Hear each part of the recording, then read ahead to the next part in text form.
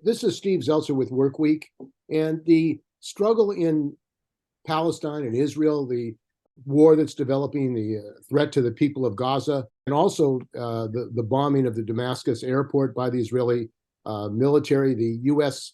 Biden sending 2 aircraft armadas, threatening the people of the Middle East not to challenge Israel. All these could lead to a war in the Middle East, and also the destruction of tens of thousands, hundreds of thousands of people if this war is expanding. And the issue of Israel and Zionism is a long one, and the United States has been central in supporting the government of Israel. And of course, the apartheid regime in Israel was involved in also supporting apartheid in South Africa. And that struggle against apartheid was successful, but there's an ongoing struggle in South Africa. And joining us today is Mametlwe Sebei. He's the president of General Industrial Workers Union of South Africa, to talk about the relationship of Israel to South Africa and the struggle for the Palestinian people and the role of the United States. Welcome to our show. Thank you, Comrade Stephen. Thank you to our viewers. So why don't you talk about this struggle for the Palestinians, the role of South Africa, the people of South Africa, because there's a solidarity between the people of South Africa, Blacks and Palestinians. What is that history, and what's going on today?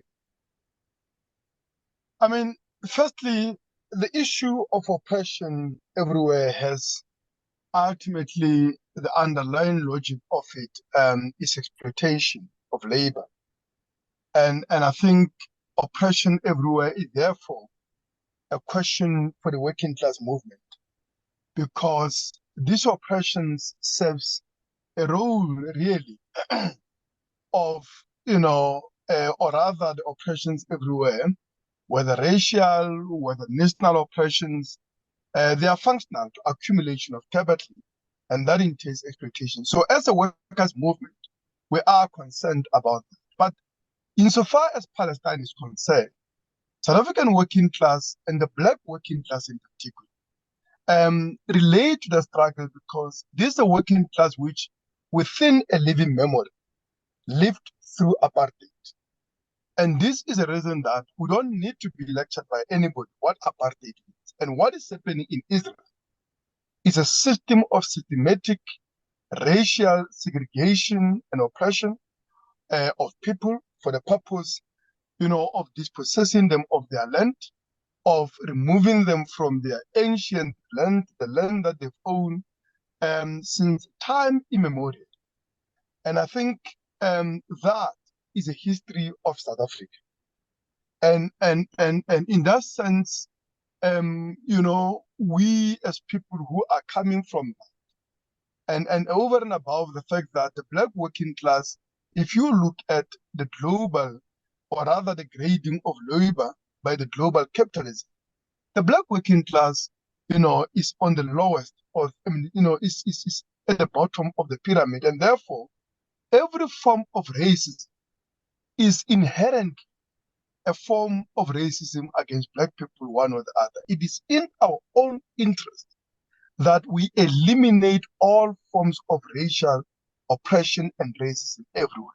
So in joining the people of Palestine, we're not doing anybody a favor.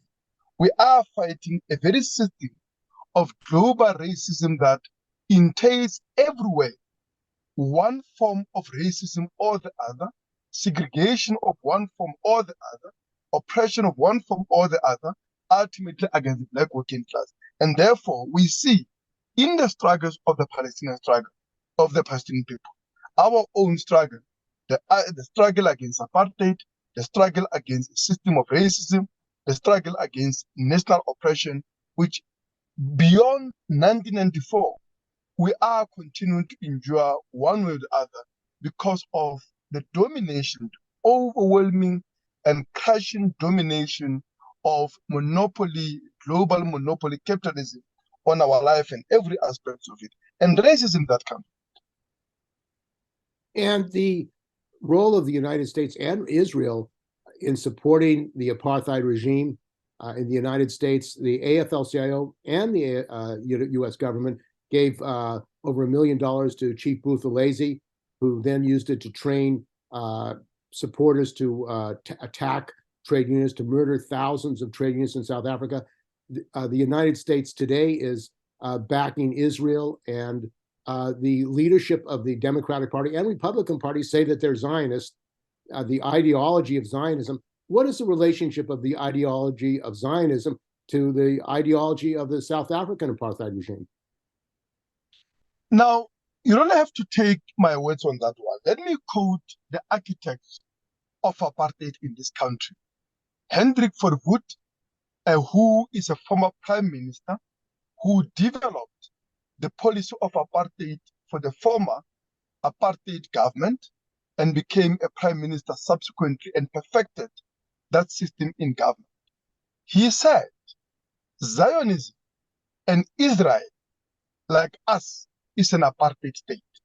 Now, we can believe all that we have, and we are justified in that, and was evil and all those things and so on. But he knows apartheid. He wasn't stupid. He designed apartheid. Now, when he tells you that Israel regime is an apartheid state, like a South African apartheid, you have got to take him seriously on that. So this is what he said. And I think that is no reason to lie about. And everything that has come from the experiences, the lived experiences, and the accounts of those experiences from the Palestinians, from the regulations of their movement, the restrictions, the dispossessions of their land, Jewish settlements on the land of Palestinians, the recurrent pogroms against the Palestinians that, of course, are now being emboldened by even a far-right regime, even by the standards of the Zionist Israeli state and so on. The daily humiliations, including desecrations of the holy sites of the Palestinian mosques, of the holy sites of Islam, like Al-Aqsa Mosque and all those things and so on. All of this, it shows a colonial contempt as well as a racial, a contempt, and a system of racial arrogance on the part of the Zionist elite that, of course, they're encouraging that feeling even amongst ordinary Jewish working class people in their relationship with the Palestinian masses. Now, that is what apartheid is about and was about in South Africa. But I want to qualify that. In actual fact, I've been one of the people that have been very critical in the way that we're casually using the term apartheid. And I said, look, in a sense, if by apartheid we mean the system of systematic racial segregation and other things and so on, and notwithstanding all what I said about Hendrik Verwoerd in saying the similarity, and I think he was correct, and I think what I said is also valid. But that said, there are qualitative differences in the nature of the state between Israeli state and apartheid state. You see, the apartheid state, regardless of the planning around it, the South African capitalist or capitalism depended on the labor of the black working class. And I don't think that is an approach that actually is being taken by Israeli, imperialism and so on. What Israeli imperialism wants to do is to build a settler colonialism, right?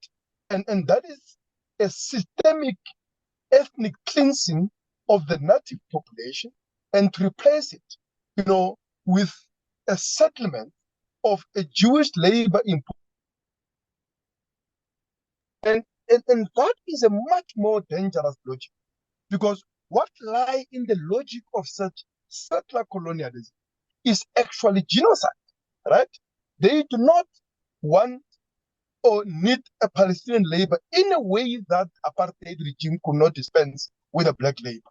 What we are seeing is a system of a systemic displacement and an ethnic cleansing of the Palestinian masses. And like I said, in that lies a genocidal logic, which unfortunately I've got to say, in the past 2-3 days That logic is being fully articulated in what Israel is doing in Gaza, which has suffered 16 years of, a very cruel and a brutal siege.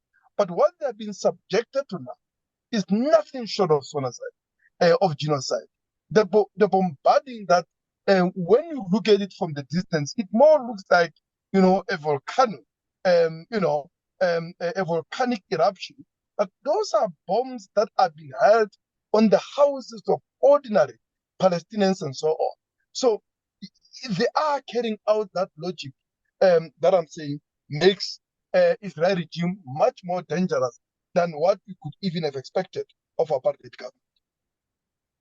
And the U.S. government, of course, is supporting that, has refused to say that Israel is violating international law. The United Nations ruled that it was illegal. You can't have collective punishment for a people that you're occupying.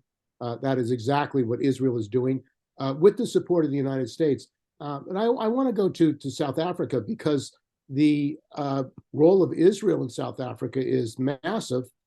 In fact, your union was involved in a struggle of the Clover workers, which was the largest dairy company in South Africa. The ANC government allowed a chain in Israel to take over Clover, and they attacked the workers and have tried to shut down plants and also import Israeli product into South Africa, putting South African workers out of work and shutting down plants. That struggle and the role of the South African government and the Israeli government, what was your view of that, that the ANC would allow a billionaire in Israel to invest in South Africa, take over the largest dairy, and then bust the union, or attack the union, and basically Israeli capital coming into South Africa to further exploit the South African working class?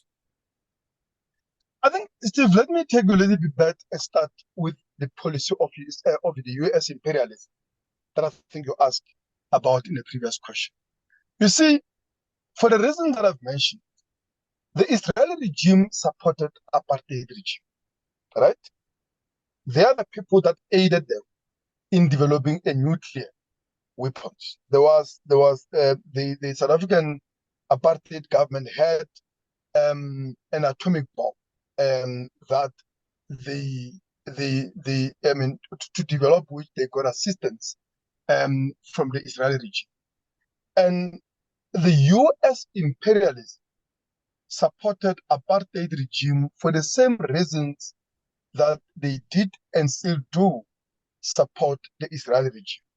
Because the South African regime, the white minority regime, played a role in Southern Africa that Israel is playing in the Middle East as a policeman, if you like, of the interests of the U.S. imperialism in the sub-Saharan, region and so on and so on. Because it was South African government that intervened in the revolutionary movements, in Mozambique, in Angola.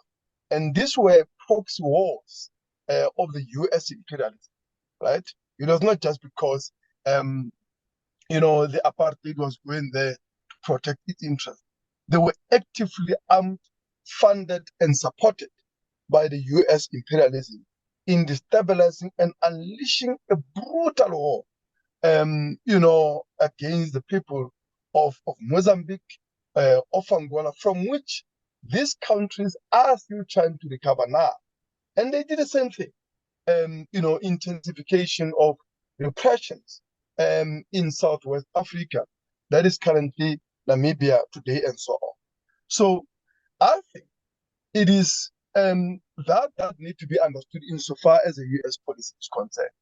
Now, with regard to the ANC, you see, you have got to look at what has happened to the ANC, which has, through the negotiated settlement, completely capitulated to the interests of imperialism, right? First and foremost, domestically. And I think I said it before in your show, that the foreign policy of any government is but an application of the domestic policy of that government on an international plane. The ANC that is massacring the black mine workers here, who are demanding a very decent conditions of employment, who are demanding, better wages, that is a better life that was promised them in 1994 with the end of apartheid, and on the basis of which promise, they elevated the ANC to power, then and elections after elections since those particular first democratic elections of 1994. Now, it is on the basis of this betrayal. And what does that betrayal consist in? It consists in the ANC morphing from just being an agent of imperialism to becoming, if you like, and if you look at the social composition of its leadership, I mean, overwhelming majority of their NEC members basically are directors of more than 7 corporations. That is to say that the ANC elite has become fully integrated in the global capitalist and, if you like, an imperialist elite. And it's in that they see their interest. They see their interest with regard to the US imperialism. Their interests are also in many ways aligned with the Israeli imperialism. And that is the reason that despite all the talk, despite all the rhetoric, they've not taken any real measure, to demonstrate their commitment to the cause of the Palestinians. They've betrayed them in all the most important occasions. And of course, what did they do? They are now opening up economy to Zionist interest. In the past, by the way, Israelis were very careful, given the history of the ANC, but also the ANC rhetoric on these particular questions. But I think they've come to realize that the ANC is not committed to the cause of the Palestinians, that actually their interests are not only safe, but actually the ANC want their active integration of South African economy with the Zionist and, of course, with the global imperialism and all these things and so on. And that is a reason that they are investing not only in Clover, by the way. There are a number of companies, and I'll share you the name because we are planning a campaign of engaging the workers in those particular things and so on. Because one of the criticism I've made of the Palestinian Solidarity Movement was to relying on the ANC.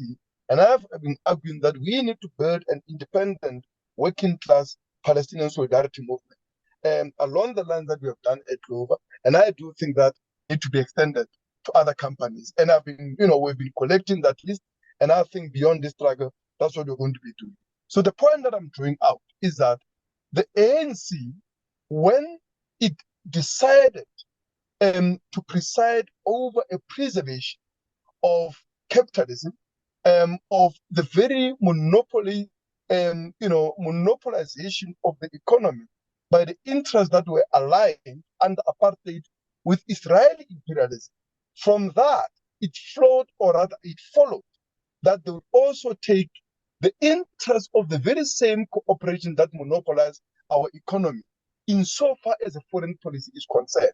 And to the extent that these companies, these big corporate interests, have always been aligned with Zionism, they themselves, they have become an agent of the Zionist interest in the economy.